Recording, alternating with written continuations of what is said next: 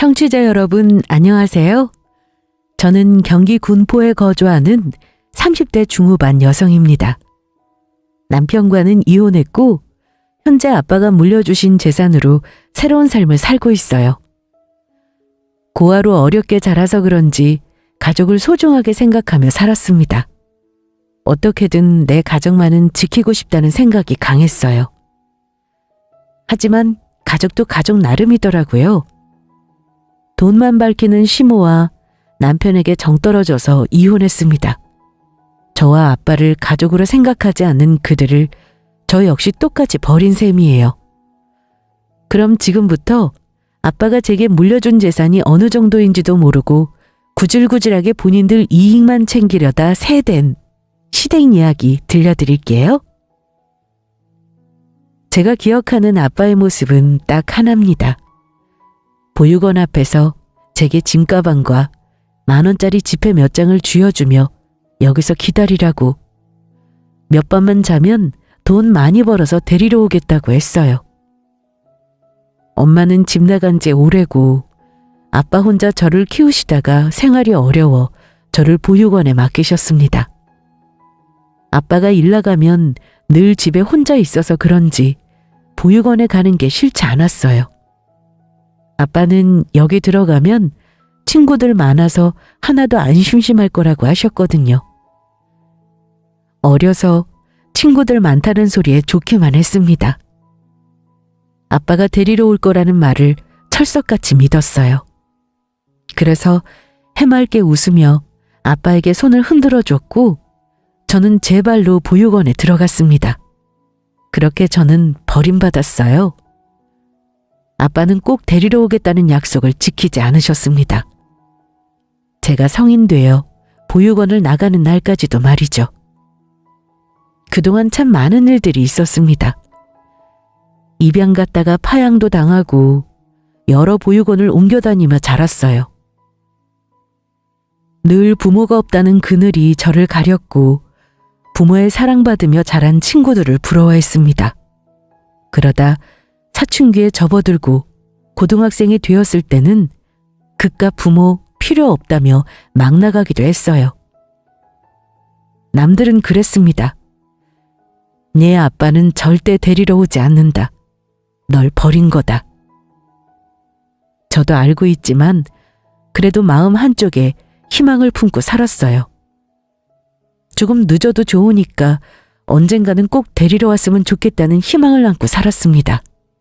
그러나 저를 보는 남들의 시선이 차가웠고 매 순간이 상처였어요. 이 세상에 나를 제일 많이 사랑해주고 지켜줄 수 있는 건 나 자신뿐이라는 결론을 내렸습니다.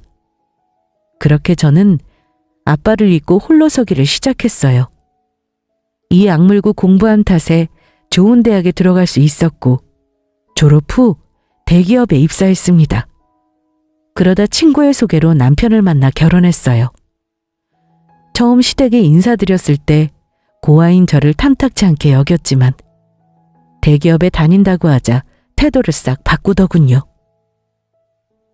대기업에 다니고 있다고?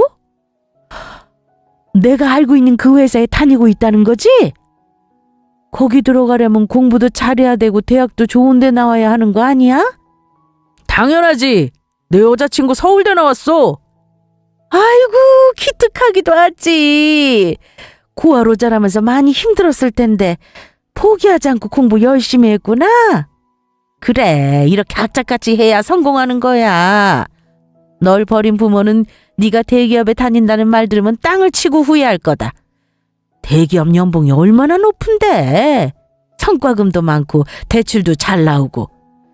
솔직히 처음에는 고아라는 게 마음에 좀 걸렸어. 보육원에서 자란 것도 그렇고 보육원에서 자란 애들이 안 좋은 쪽으로 빠지는 경우가 많잖아. 그래서 내심 걱정됐는데 이렇게 보니까 걱정이 싹 사라지네. 서울대에 대기업에 안 봐도 비디오지. 착실히 공부한 모범생이었던 거잖아. 보육원에서 자란 게 뭐 대수인가? 이렇게 성공했으면 됐지. 그렇지. 나도 그렇게 생각해. 많이 힘들었을 텐데 이렇게 성공한 거 보면 진짜 대단하다니까? 남편은 저보다 못한 지방대학을 나왔고 중소기업에 다니고 있었어요. 월급도 저보다 적었고요. 자란 환경은 다르지만 남편보다 제가 훨씬 능력 있는 사람이었습니다. 그런 제가 잘난 것 하나 없는 사람과 결혼했냐고요? 아마도 제가 참 순수했던 것 같아요. 조건으로 사람을 가리는 게 너무 싫어서 저는 그러지 말아야겠다고 생각했거든요. 사람 자체만 보고 판단하고 싶었고 무엇보다 남편이 제 마음을 너무도 잘 알아줬습니다. 가족을 꿈꾸며 가정을 꾸리고 싶은 마음을 마음속 깊이 숨겨두고 있었는데 그걸 남편이 꺼내줬어요. 평생 제 남편이자 가족이 되어준다는 달콤한 속삭임에 결혼을 결심했습니다. 물론 당시에는 남편을 사랑하는 마음도 있었고요. 다른 사람은 못 믿어도 내가 사랑하는 사람만큼은 철석같이 믿잖아요. 이 사람은 절대로 날 떠나지 않고 실망하게 하지 않을 거라는 믿음. 그 믿음이 결혼으로 이어졌습니다. 남편과 결혼한 뒤 행복한 신혼을 보내며 시모를 엄마라 생각하고 모셨어요. 그리고 제 가정에 최선을 다하며 지냈습니다. 그렇게 결혼한 지 1년이 조금 넘었을 때였어요. 잊고 지내던 보육원 원장님께 전화가 걸려왔습니다. 여보세요? 수인아, 나야. 잘 지냈니? 네, 원장님, 저야 잘 지냈죠.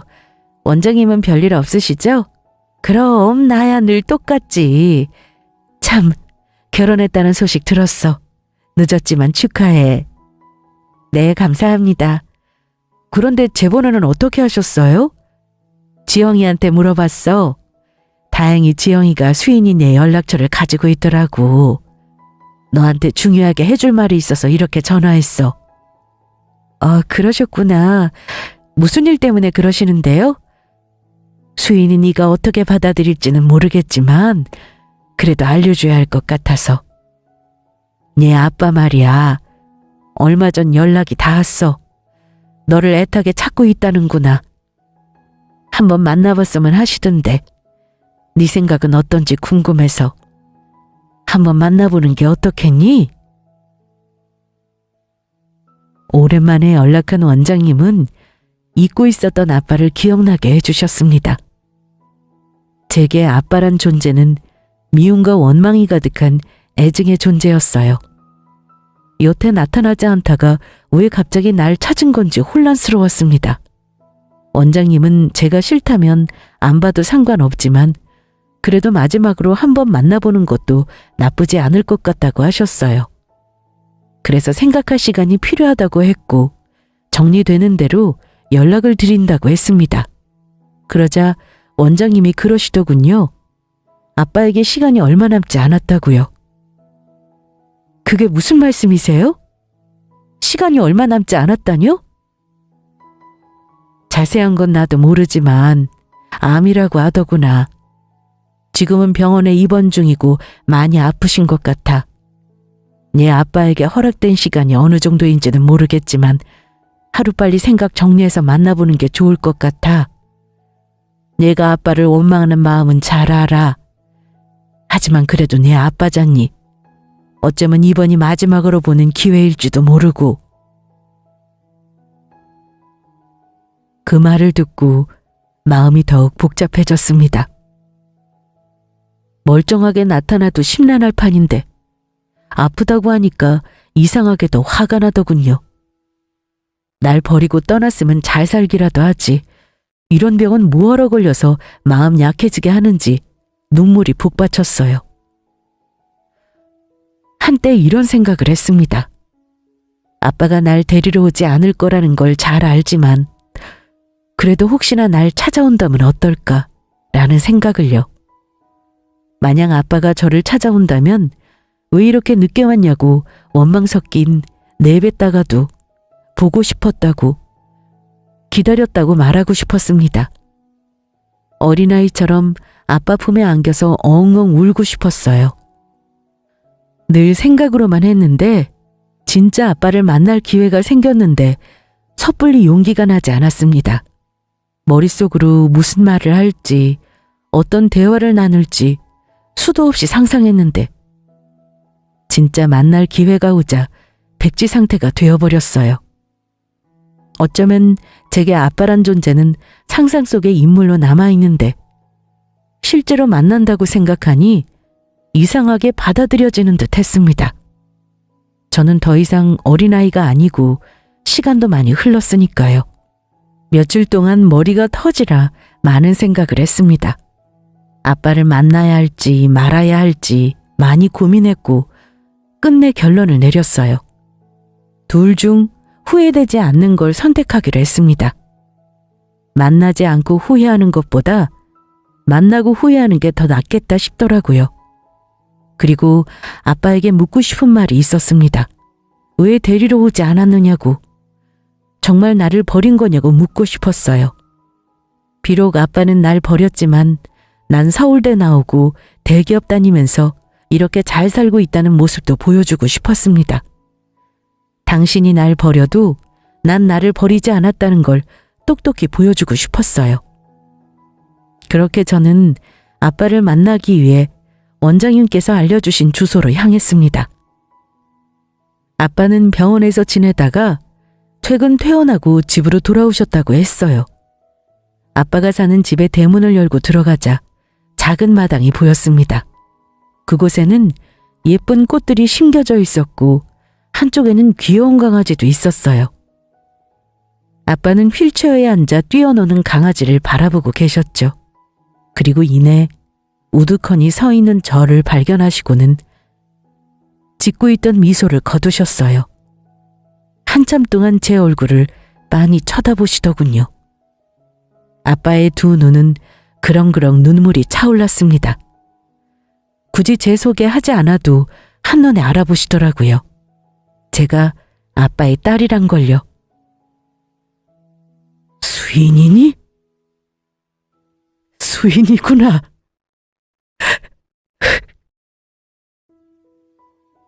아빠는 제 이름을 부르며 눈물을 흘리셨어요.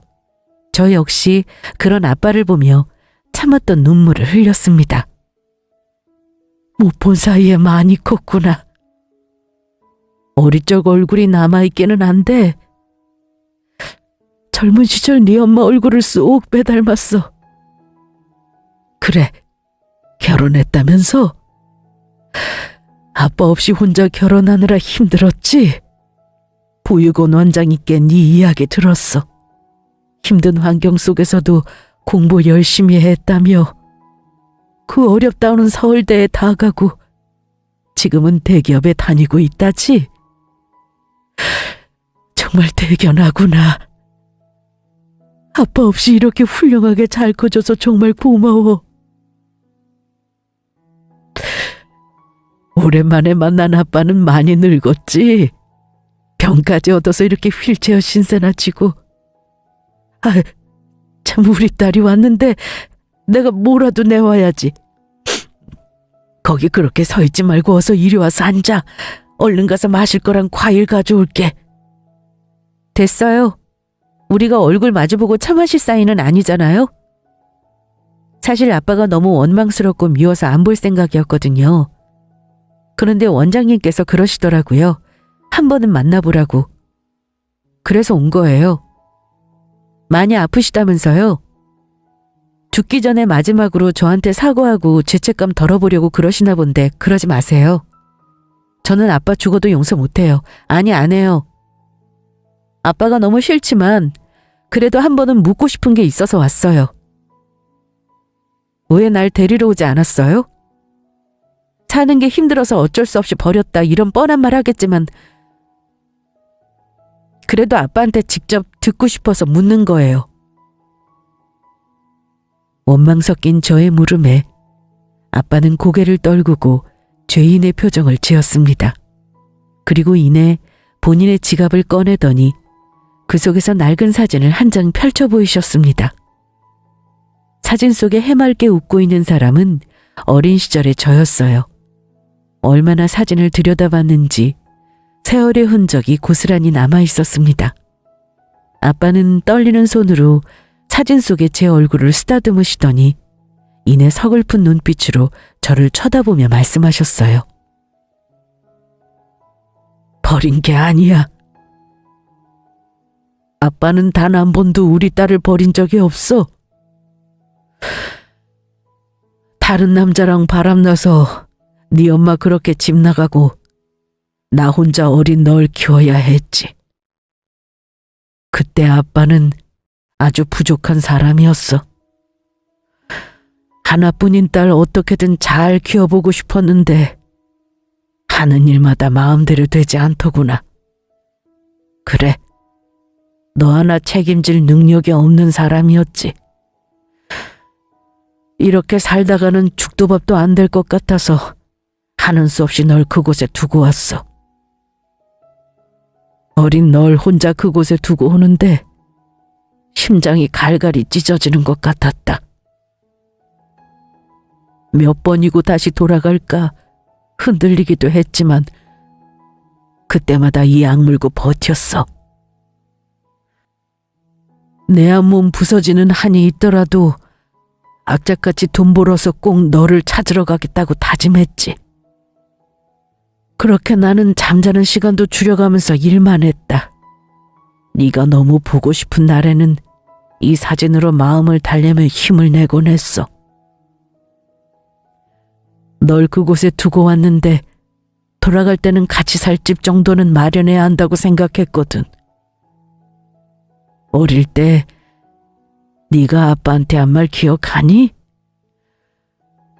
어릴 때가 기억할지 모르겠지만 마당 있는 집에서 살고 싶다고 어찌나 졸라댔는지 몰라. 마당에 예쁜 꽃을 심고 좋아하는 강아지까지 키우고 싶다고 했거든. 아빠는 네가 원하는 집을 마련해주고 싶었어. 이 집을 마련하기까지 참으로 오랜 시간이 걸렸구나. 그래서 데리러 안 왔다는 거예요? 이 집을 마련하기 위해서 돈 버느라 못 왔다고요? 말도 안 돼. 그게 버린 거예요. 이렇게 다 커서 더 이상 뛰어놀고 싶은 마당도 강아지도 다 필요 없게 되는데 이게 무슨 소용이냐고요. 이럴 거면 데리러 온다고 약속이나 하지 말던가.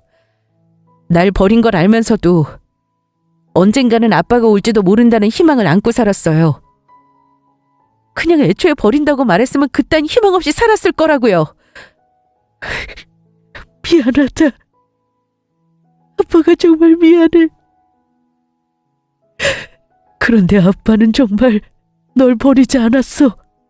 몇 번이고 그 앞을 찾아갔어.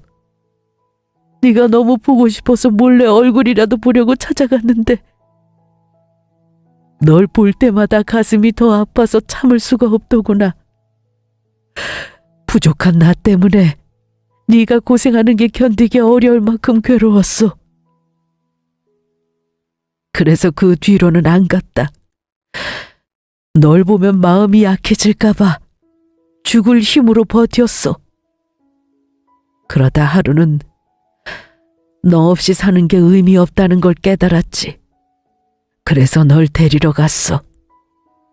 그러다 보고 말았지. 내가 어떤 부모와 함께 차를 타고 가는 모습을. 그 차를 몰래 쫓아서 따라갔더니 잘 사는 집이더구나. 마음은 미어지도록 아팠지만 한편으로는 잘 됐다 싶었어. 돈 없는 나보다는 널 더 잘 키워줄 거로 생각했으니까. 그렇게 다시 일에만 전념했다. 돈 많이 벌어서 너한테 주려고 고기잡이 어선을 탔거든. 몇 년 동안 배에서 생활하면서 네 행복을 빌었어. 그러다 한참 뒤에 알게 됐지. 얘가 파양됐다는 걸. 곧장 보육원으로 달려갔지만 이미 늦은 후였어. 그 자리에 있던 보육원이 없어졌더구나. 내가 너무 늦게 안 거지. 파양될 거라고는 생각도 못했어. 보육원이 없어지고 더 이상 널 찾을 수 없게 되자 미칠 것만 같더구나. 전국에 있는 보육원이란 보육원은 다 찾아다니면서 널 찾았어. 그런데 아무리 애타게 찾아도 네 소식은 그 어디에도 없더구나. 그렇게 난 오랜 시간을 널 찾아 헤맸어.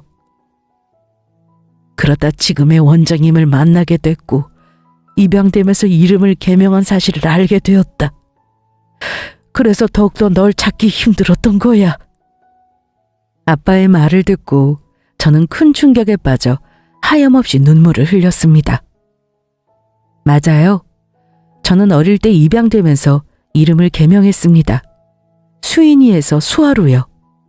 그러다 다시 파양되고 성인이 되었을 때 전의 이름으로 다시 개명했습니다. 수아란 이름은 저와 어울리지 않는다고 생각했기 때문이에요. 저는 아빠가 따스하게 불러줬던 수인이라는 이름이 좋았습니다.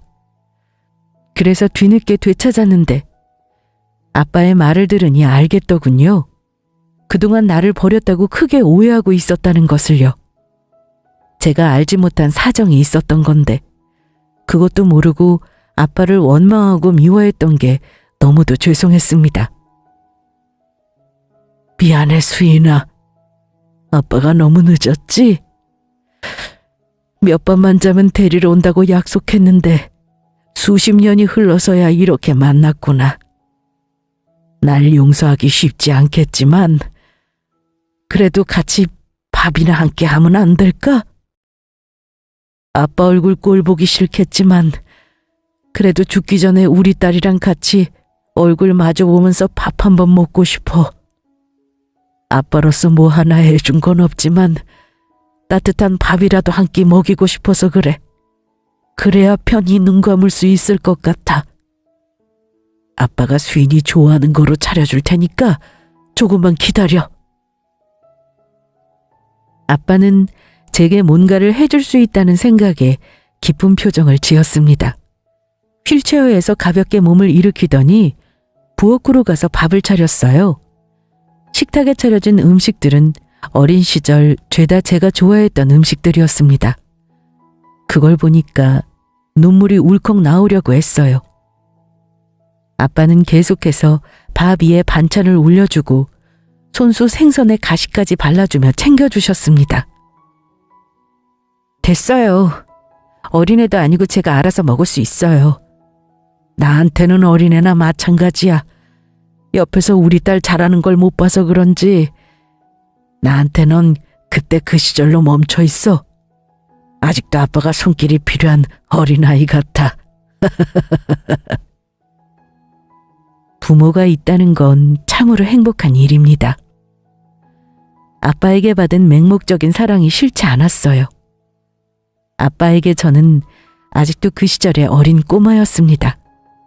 물가에 내놓은 어린아이처럼 대해주셨고 불편한 몸으로 뭐든 다 해주시려고 하셨어요. 이 모습을 통해 확실히 알겠더군요. 오랜만에 만난 아빠에게서 참으로 많은 사랑이 느껴졌습니다. 그동안 아빠가 저를 얼마나 애타게 찾고 그리워했는지 뼈저리게 느껴지더라고요. 어쩔 수 없는 사연이 있었던 건데 그런 아빠를 오해하고 원망했던 저 자신이 부끄러워지기 시작했어요. 그렇게 식사를 마치고 집으로 돌아가려고 하자 아빠는 아쉬운 듯 반찬과 과일을 이것저것 챙겨주셨어요. 그리고는 오고 싶을 때 언제든지 오라고 말씀하셨습니다. 마음 같아서는 죽는 날까지 매일매일 보고 싶은데 그건 본인 욕심이고 제가 원하는 대로 하겠다고 하셨어요. 갑자기 나타난 아빠라 당황스러울 거라면서 더 이상 보기 싫다면 그것도 다 이해할 수 있다고요. 솔직히 처음에는 돌아가시기 전 마지막으로 보고 오자라는 마음으로 왔어요. 그런데 오해를 다 풀고 나니까 혼자 남겨진 아빠의 모습이 마음에 걸렸습니다. 다리에 힘이 빠져서 휠체어 타고 다니셔야 한다면서요. 혼자서 어떻게 지내시려고요. 식사도 하셔야 하는데. 챙겨줄 사람 없잖아요. 괜찮아. 아빠 걱정할 거 없어. 그토록 보고 싶은 딸 만났잖아. 아빠는 이제 죽어도 여한이 없어. 안 먹어도 배부르다는 말이 뭔지 알 것 같아. 아빠는 저를 쳐다보고 환하게 웃으셨습니다. 아빠의 얼굴에서 말로 표현할 수 없는 행복이 느껴졌어요. 저 하나로 이렇게나 행복해할 수 있나 싶더라고요. 저는 애가 없어서 부모의 마음을 다 헤아리지 못했지만 아빠를 보고 어렴풋이 알겠더라고요. 이게 바로 부모의 사랑이라는 것을요. 솔직히 슬프고 속상하기도 했지만 기뻤습니다. 아빠가 날 버린 게 아니라는 걸 알게 돼서 행복했어요. 그래서 그런지 집으로 돌아와서 많은 생각이 들었습니다. 아빠가 챙겨주신 반찬과 과일을 보며 계속해서 눈물이 벅차올랐어요. 중간중간 기침하던 모습과 휠체어에 앉아 계신 아빠의 모습이 떠올랐습니다. 아픈 몸으로 혼자 계시는 게 걱정스러웠어요. 그래서 고민 끝에 아빠를 모셔야겠다고 결심했습니다. 절 버린 것도 아니고 어쩔 수 없는 상황으로 헤어진 것 뿐이잖아요. 모든 걸 다 알아버린 상황에서 모른 척할 수 없었습니다. 무엇보다 아빠는 평생 저를 그리워하며 찾아다니셨어요. 보육원에 저를 두고 온 날부터 그렇게 본인을 자책하고 원망하다가 몹쓸 병까지 얻으신 거예요. 그런 아빠를 자식으로서 어떻게 모른 척할 수 있을까요? 아빠와 제게 허락된 시간은 많지 않은 상황입니다. 아빠가 살아계시는 동안 자식으로서 최선을 다하고 싶었어요. 그래야 후회가 없을 것 같았고 평생 저만 그리워한 아빠에게 저라는 선물을 드리고 싶었습니다. 그래서 이 사실을 남편에게 다 털어놓았어요. 사실 아빠를 찾았다는 걸 남편에게 말하지 않았습니다. 저만 잠깐 보고 다시는 안 볼 생각이었는데 상황이 달라졌으니 모든 걸 이야기할 수밖에 없었어요. 남편에게 아빠와의 오해를 다 풀었고 아픈 아빠를 모시고 싶다고 했습니다. 그러자 남편은 우리가 왜 모시냐면서 펄쩍 뛰더군요. 저는 아빠를 찾았냐고 축한다는 말이 먼저 나올 줄 알았어요. 그래서 제 이야기를 듣고 얼른 모시자고 할 줄 알았는데 이런 반응이 나올 줄 예상하지 못했습니다. 왜 모시냐니? 그럼 아픈 아빠를 혼자 내버려둬? 아픈 건 안타까운 일이지만 그렇다고 우리가 모시는 건 오바 아니야? 막말로 그동안 모른 척 따로 살았는데 인제 와서 같이 사는 건 조금 그렇지. 그건 몰랐을 때 일이잖아. 아 그래도 난 싫어. 인제 와서 없던 장인어른이 생기니까 솔직히 당황스럽다. 나더러 뭘 어떻게 하라고. 그리고 간병 그거 아무나 하는 거 아니야. 그거 얼마나 힘든 일인 줄 알아? 우리 서로 회사도 다녀야 하잖아. 아빠 모시고 오면 회사에 말해서 휴직계 낼 거야. 길게 내는 거 어려우면 관두던가. 뭐? 관두기는 어딜 관둬? 아픈 아빠 때문에 대기업을 포기한다는 거야 지금? 당연한 거 아니야? 입장 바꿔서 어머님이 아프면 자기도 가만히 안 있을 거잖아. 갑자기 이런 말해서 당황스러울 거 알아. 그렇지만 자기가 이해해줬으면 좋겠어. 아빠한테는 시간이 많이 없어. 그동안 못한 효도 이렇게라도 하고 싶어. 후회 같은 거 조금이라도 남기고 싶지 않아서 그래. 자기한테 신경 쓸 일 없도록 할게. 아빠 간병하면서 집안일이랑 다 내가 알아서 할게. 그러니까 아빠 모시는 거 이해해줘. 아니? 그렇게 못해. 진짜 너무 이기적인 거 아니야? 다른 사람도 아니고 나 자기 남편이야. 남편이 내가 싫다는데 왜 자꾸 이래? 자기가 아무리 알아서 한다고 해도 불편한 건 불편한 거야. 내가 부담스러울 거 생각 안 하냐? 아니 내 집에서 내가 왜 자기 아빠 눈치 보며 지내야 하냐고. 그리고 이깟 일로 회사를 관두는 것도 절대 동의 못해. 다른 사람들은 대기업 들어가려고 혈안인데 간병하는 것 때문에 관두겠다고? 미쳤어? 연봉 좋고 대우 좋은 꿀 같은 회사를 아버님 때문에 관둔다는 건 미친 짓이야. 막말로 시간이 얼마 안 남았다며. 곧 있으면 죽을 사람인데 네가 뭐하러 그렇게까지 희생을 해? 나중에 애 낳고 더 넓은 집으로 이사 갈 생각 안 하냐고? 뭐? 자기 말이 좀 심하네? 어차피 죽을 사람이니까 그냥 가만히 내버려두라는 거야? 어떻게 그런 식으로 말할 수 있어? 아니 내 말은 회사까지 관두기에는 아깝다 이거지. 내 말이 틀린 건 아니잖아. 잠깐을 위해서 너무 큰 걸 희생할 필요가 뭐 있냐는 거야. 아버님도 본인 때문에 회사 관두는 거 원치 않으실걸? 아무리 생각해도 모시는 건 아니야. 여러모로 우리만 힘들어진다니까. 그러지 말고 그냥 자주 들여다보는 걸로 하자. 그게 낫잖아, 뒤탈 없고. 당신한테 정말 실망이다. 내가 당신을 오해했나 봐. 이렇게 말할 거라고 조금도 생각 못했어. 우리 아빠가 남이니? 엄연히 당신 장인어른이야. 우리 아빠가 많이 아프고 시간이 얼마 남지 않았다는데 어떻게 매정하게 그럴 수 있어? 이런 상황에서 당신만 생각하는 게 참 소름 끼친다. 누가 누구더러 이기적이라는 거야? 내가 보기에는 당신이 이기적으로 굴고 있는데? 아, 왜 이런 거를 우리가 싸워?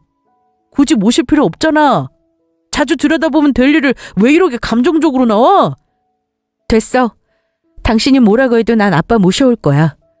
그 몸으로 혼자 지내게 할 수는 없어. 빠른 시일에 휴직 깨내고 이번 주말에 아빠 모시고 올 거니까 그런 줄 알아. 정 불편하면 당신이 나가던가 알아서 하고. 남편은 끝까지 인정할 수 없다면서 뭐하러 이렇게까지 하냐고 난리쳤습니다. 진짜 이런 반응이 나올 줄은 꿈에도 몰랐어요. 이때 남편한테 너무 서운했고 실망도 많이 했습니다. 저는 이게 이기적인 행동이라 생각 안 했어요. 만약 시모가 아픈 상황이고 남편이 모셔야 할 것 같다고 생각하면 저는 두말할 거 없이 알겠다고 했을 겁니다. 아무리 그동안 장인어른 없이 지냈다고 해도 사람으로서 이런 식으로 나오면 안 되는 거 아닌가요? 남편이 말한 대로 제가 이기적으로 군다고 해도 어쩔 수 없어요. 저는 마음 고쳐먹을 생각이 없었습니다. 제가 할 수 있는 한 아빠를 챙기고 싶었어요. 그렇게 다음 날 회사에 출근해서 휴직 계획안에 알아보며 아빠를 모실 준비를 하게 되었습니다. 그리고 그날 저녁 퇴근하고 집에 왔는데 시모가 와 있더군요. 딱 봐도 남편한테 이야기 듣고 온 눈치였어요. 시모는 저를 보자마자 남편 못지않게 펄쩍 뛰며 아빠를 모시는 걸 반대했습니다. 어머니 오셨어요? 그이한테 이야기 듣고 오신 모양이네요? 그래, 너 정말 미친 거 아니니? 똑똑한 애가 왜 이렇게 바보같이 굴어? 고아인 널 내가 왜 허락했는데? 비록 보육원 출신이라고 해도 대기업 다니고 있어서 결혼 허락한 거야. 그런데 뭐? 갑자기 나타난 네 아빠 때문에 직장을 그만두겠다고? 아니, 그 좋은 자리를 왜 그만둔다는 거야? 아직 그만둔다고 결정난 거 아니에요. 휴직계 쓰는 쪽으로 회사랑 조율하고 있어요. 어느 회사가 휴직이라고 허락해주겠니? 너 말고 다른 사람 데려다 쓰면 그만인데. 그리고 우리 아들이 불편해할 거 생각 못해? 하루아침에 장인어른 생긴 것도 황당한데 같이 살기까지 하라는 건 무슨 심보야? 막말로 네 아빠보다 우리 아들을 더욱 소중하게 생각해야 하는 거 아니야? 오해고 뭐고 네 아빠가 널 버린 건 사실이잖아. 네 아빠가 너 나 몰라라 하고 있을 동안 우리 아들이 너한테 얼마나 잘해줬니? 대체 그런 사람이 뭐 예쁘다고 병수준까지 든다는 거야? 그걸로 우리 아들 부담이나 갖게 하고. 그래, 미우나 고우나 자식으로서 할 도리는 해야 한다고 생각하겠지. 하지만 널 버렸던 사람이야. 네가 자식 노릇 다 안 해도 뭘 할 사람 아무도 없어. 무엇보다 내가 인정할 수 없는 건 돈이다. 너 그만두면 내 자식만 죽어라 이래서 고생해야 하잖아. 지금 너희들이 주는 용돈 부족해서 더 달라고 할 판이었는데 네 아빠 모시면 내 용돈은 어째? 깊게 생각할 것 없이 어차피 죽을 사람이야. 적당히 들여다보면서 대충 할도리만 하면 돼. 그러니까 모시겠다는 둥 괜한 고집 피우지 마라. 어머니까지 그렇게 말씀하실 줄 몰랐어요. 남편은 그렇다 쳐도 어머님은 어른이시잖아요. 남편한테 어떻게 들으셨는지 모르겠지만 아빠 저 버린 거 아니에요. 평생을 저 하나 찾겠다고 고생하시다 병까지 얻으셨어요. 그런 분을 어떻게 나몰라라 할 수 있어요? 다른 사람도 아니고 제 아빠예요. 어차피 죽을 사람이니까 아무렇게나 있다가 보내고 상관없는 사람이 아니라고요. 이번 일로 남편한테 크게 실망했는데 어머님도 마찬가지예요. 아무리 본인 아들 귀해도 저한테 이렇게까지 말씀하실 줄은 몰랐네요. 어머님은 지금 남편 고생하는 게 싫어서 이러는 거잖아요. 보육원 출신의 보잘것없는 며느리, 그나마 봐줄 수 있는 거라고는 대기업 다니는 거잖아요. 제가 아빠 모신다고 일 관두면 대기업 타이틀 없어지니까 싫으신 거겠죠. 그뿐이에요? 일 관두면 남편 혼자 버는 돈으로 지내야 하는데 그럼 어머님 용돈 줄어들까봐 모시지 말라는 거잖아요. 정말 이렇게까지 이기적인 사람들인 줄은 몰랐네요. 사람이 중요하지 돈이 중요한 게 아니잖아요. 이번 일로 결혼을 잘못했다는 생각이 드네요. 뭐? 그래서 결혼한 거 후회되니까 이혼이라도 하고 싶다 이거야? 웃겨 정말. 그래! 그렇게 후회되면 이혼하면 되겠네. 네가 이혼하고 싶다고 하면 우리가 겁먹을 줄 알고? 봐줄 만한 거라고는 대기업 다니는 거 그거 하나인데 일 관두면 더 이상 쓸모없지? 너 아니어도 우리 아들 좋은 여자 만나서 잘 먹고 잘 살 수 있어. 어릴 때 헤어져서 정도 없을 텐데 뭐하러 모신다고 고집을 피우는지 이해를 할 수가 없다. 남들은 혹 되려고 야단인데 너는 왜 사서 혹을 붙이려고 난리니? 그냥 좋게 좋게 가면 될 일을 뭐하러 어렵게 만들어? 마지막으로 말하는데 아픈 네 아빠 모시고 사는 거 나랑 우리 아들은 결사반대다. 우리 말 안 듣고 네 마음대로 했다가는 바로 이혼 절차 밟을 테니 그렇게 알아. 너 생각 잘해야 할 거야. 얼마 못 사는 네 아빠를 선택할 건지 평생 함께하기로 맹세한 아들을 선택할 건지 네가 판단해. 시모는 이혼까지 들먹이며 으름장을 놓고 갔습니다. 시모가 나간 후 남편과 저 단둘이 남았고 저는 다시 한번 남편에게 물어봤어요. 시모와 같은 생각인지 정말 아빠를 모실 생각이 없는지요. 그러자 남편은 시모와 같은 생각이라고 말했습니다. 본인은 잠시라도 아빠와 함께 지내기 싫고 그것 때문에 제가 일 관두는 것도 싫다고 했어요. 그러면서 본인이 이렇게나 싫다는데 아빠를 모시겠다고 고집 피우는 제게 서운하다고 했습니다. 그동안 본인이 제게 해준 게 얼마나 많은데 갑자기 나타난 아빠한테 밀린 거냐면서 한탄하더라고요. 이때 저는 이미 결단을 내렸습니다. 뒤통수를 딱 맞은 듯이 번쩍하고 정신을 차렸어요.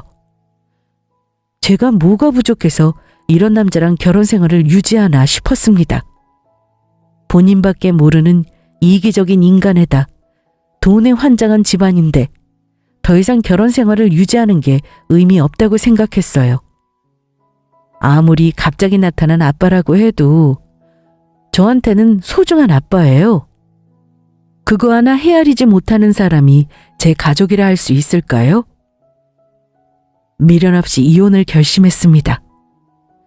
다음 날 식탁 위에 이혼 서류만 남기고 짐을 챙겨서 아빠 집으로 들어갔어요. 남편은 진짜 이런 식으로 나올 거냐면서 노발대발했고 저는 너 같은 놈이랑 더 이상 같이 살고 싶지 않으니 도장 찍으라고 했습니다. 마지막으로 기회를 주겠다며 딱 한 번 붙잡더라고요. 그래서 됐다고 단칼에 거절했습니다. 그러자 반드시 후회할 거라는 말과 함께 이혼 도장을 찍었어요.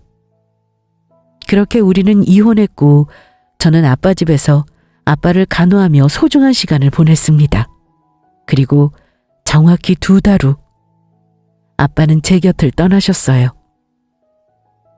못난 아빠라 많이 미안했고 사랑했다는 말과 함께 다음 생에 다시 아빠로 태어난다면 그때는 더 잘해주겠다는 말과 함께 말입니다.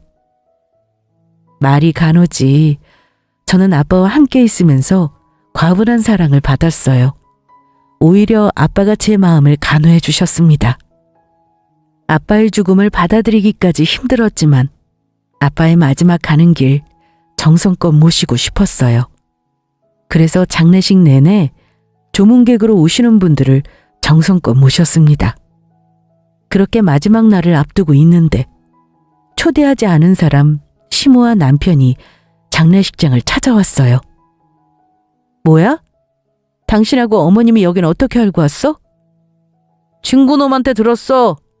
잊었나 본데 당신 친구가 내 친구 와이프잖아. 그래서 왜 온 건데? 여기 올 정도로 우리 아빠한테 애틋한 감정이 있었던가? 그런 거 없었잖아. 어차피 죽을 사람이라 귀찮아했지. 그래도 돌아가셨다고 하니까 미안한 마음이라도 들었어? 그럴 리가. 나하고 조금도 상관없는 사람인데 미안은 무슨. 그럼 왜 온 건데? 내 목 챙기러 왔어. 생각해보니까 너무 억울하잖아. 너랑 결혼한다고 들인 돈이 얼만데 이혼하면서 재산 분할하느라 손해본 것만 생각하면 아직도 치가 떨려. 너 때문에 내가 왜 그런 피해를 봐야 하냐? 뭐? 너 진짜 최악이구나. 우린 이미 끝난 사이야. 이제 와서 내 몫을 왜 찾는 건데? 왜 못 찾아? 아직 우리가 이혼한 거 모르는 친구들 많거든? 회사 사람도 그렇고. 조의금이라도 받아야 할 거 아니야. 나한테 들어온 돈이 얼만데 그걸 놓쳐? 뭐? 뭐 이런 게 다 있어.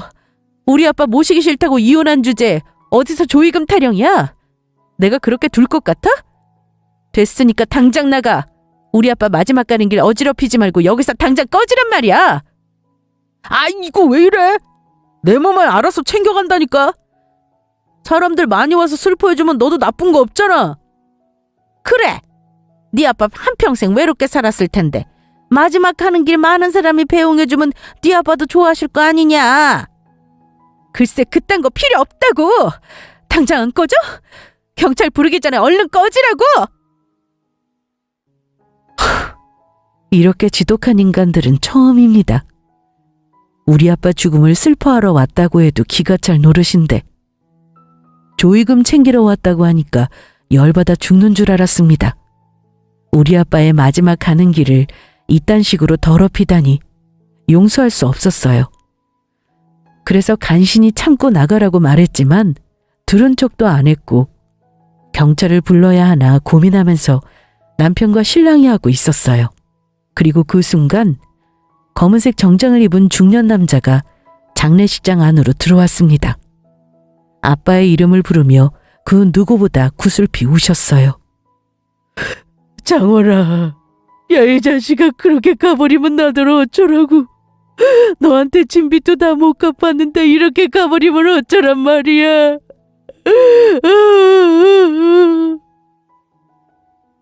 그 중년의 남성분은 아빠 영정사진 앞에 엎드려 고개도 들지 못할 만큼 대성통곡을 하셨습니다.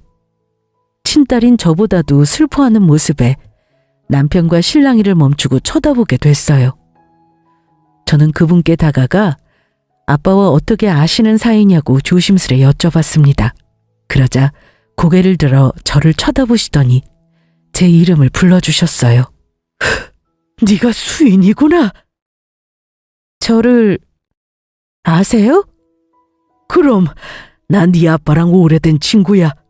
몇 달 전에 들었어. 어렵게 딸을 찾았다고.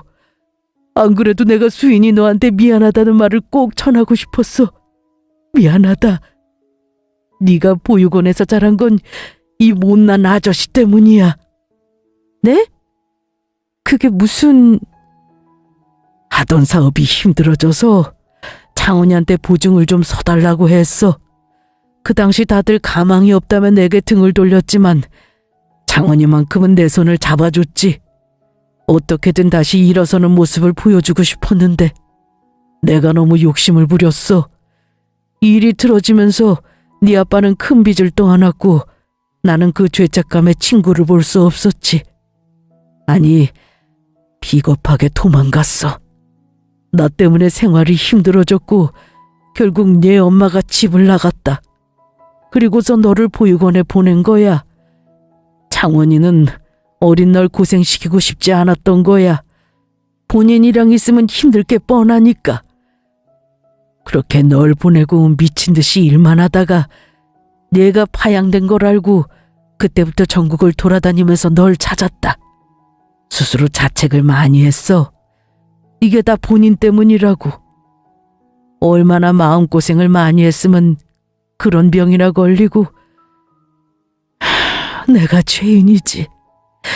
장원이도 그렇고 수인이 너도 그렇고 다 내가 그렇게 만든 거야. 정말 미안하다. 이거 창원이가 죽으면 딸한테 주라고 하더구나. 이게 뭐예요? 내가 창원이한테 갚아야 할 빚. 나 때문에 친구 가정 파탄나고 어찌나 괴롭던지 어떻게든 성공하려고 이 악물고 버텼어. 비록 오랜 시간이 걸렸지만 아저씨 다시 일어났다. 네 아빠한테 진 빚을 어떻게든 갚고 싶어서 돈 싸들고 찾아갔는데 글쎄 이놈이 죽을 병에 걸렸다는 거야. 내가 너무 늦게 왔구나 싶었지. 그때 창원이가 그러더구나. 본인이 죽으면 이 돈 다 수인이 너한테 주라고. 그러니까 받아. 네가 이걸 받아야 내가 네 아빠한테 진 빚 다 털어버리지. 아저씨가 건넨 봉투에는 건물 한 채를 증여한다는 서류와 10억이 들어있는 통장이 있었습니다. 아저씨는 계속 미안하다며 눈물의 사과를 건네셨고 저는 그런 친구분과 아빠의 인연이 슬퍼서 눈물을 흘렸어요. 그리고 그 순간 이 상황을 옆에서 지켜보던 남편과 시몬은 제 손에 들린 서류를 빼앗아서 살펴보더니 난리를 치기 시작했습니다. 이게 뭐야? 10억? 엄마, 이거 10억 맞지? 내 눈이 잘못된 거 아니지? 그러니까 너도 10억으로 보이지? 세상에 이게 무슨 일이야? 이보세요. 이 건물도 애한테 물려주는 거죠? 어머, 이걸 어쩌면 좋아? 이럴 줄 알았으면 이혼 안 했지. 조금만 더 버텼으면 이 많은 재산 네가 판떼어서 팔아낼 수 있는 건데 이게 뭐야? 안 되겠다. 우리 이거 소송 걸자. 뭐라고요? 소송은 무슨 소송이에요? 우리 아빠가 나한테 주는 돈인데 이걸 당신들이 왜 넘봐? 당연히 소송 걸어야지. 아까 너랑 이혼하면서 손해봤다는 말 까먹었어? 그거 네가 다 배상해줘야 할 거 아니야. 내가 누구 때문에 이혼했는데? 애초에 먼저 이혼하자고 말 꺼낸 사람은 너잖아. 그러니까 네가 책임져야지. 더도 말고 덜도 말고 네가 받는 거에 딱 반만 떼줘. 미친 소리 작작해. 네가 뭘 한 게 있다고 반을 떼달라 말아야? 나 받을 권리 있어. 네 아빠만 갑자기 안 나타났으면 우리 이혼할 리 없고 나 이혼남 될 일도 없어. 안 그래? 너 때문에 내가 지금 얼마나 큰 피해를 보고 있는 줄 알아? 그거 보상하려면 돈밖에 더 있냐고. 아 됐고. 못 준다고 버티면 소송 걸 테니까 그렇게 알아. 아니면 두고두고 괴롭혀서 토해내게 만들 테니까 각오하라고. 세상에 별 미친 소리를 다 들어보네요. 지가 한 짓은 기억 못하는지 저한테 피해 보상을 요구했습니다. 돈 달라고 별 거지 같은 말에 도저히 못 참고 뺨을 한 대 때렸어요. 그러자 분에 못 이겨 고래고래 소리 지르면서 화환을 쓰러뜨리고 난동 피우길래 경찰을 불렀습니다. 남편과 시몬은 경찰선에 끌려나갔고 저는 이 일을 그냥 넘기지 않기 위해 법적으로 대응했어요. 자기들도 어디서 본 건 있어서 소송 걸겠다고 난리쳤지만 이내 꼬리를 내렸습니다. 아빠 친구분께서 크게 성공하셨는지 능력 있는 변호사를 붙여주셨고 아빠처럼 저를 든든하게 지켜주셨거든요. 그분의 도움으로 남편과 시몬은 오히려 불이익을 당하게 되었습니다. 그 뒤로 상황 파악을 마쳤는지 제게 잘못했다면서 용서를 빌었고 한 번만 봐달라는 등 구질구질하게 굴다가 사랑 운운하며 다시 잘해보자고 개수작 부렸어요. 다 제 돈 보고 그딴 소리를 하는 거겠죠? 저는 그런 인간을 철저하게 짓밟고 무시했습니다. 번호도 싹 바꾸고 상대를 안 해줬어요. 지가 조금이라도 사위 노릇을 했다면 제가 이렇게까지 안 했을 거예요. 본인 팔자 본인이 꼰다고 이게 다 남편의 업보죠. 아무튼 저는 한 차례 큰일을 겪고 난 뒤 회사를 그만두고 아빠가 살던 집에서 지내고 있습니다. 아저씨가 물려주신 건물 월세 받으면서 봉사도 다니고 배우고 싶은 공부도 다시 시작했습니다. 비록 아빠는 제 곁에 없지만 혼자라고 생각하지 않아요. 아빠가 언제나 제 곁에서 저를 지켜주신다고 믿고 있습니다. 아, 또 아저씨가 아빠 역할을 톡톡히 하고 계시기도 하고요. 저는 아빠의 바람대로 행복한 삶을 살 거예요. 그럼 지금까지 저의 긴 사연 들어주셔서 감사합니다.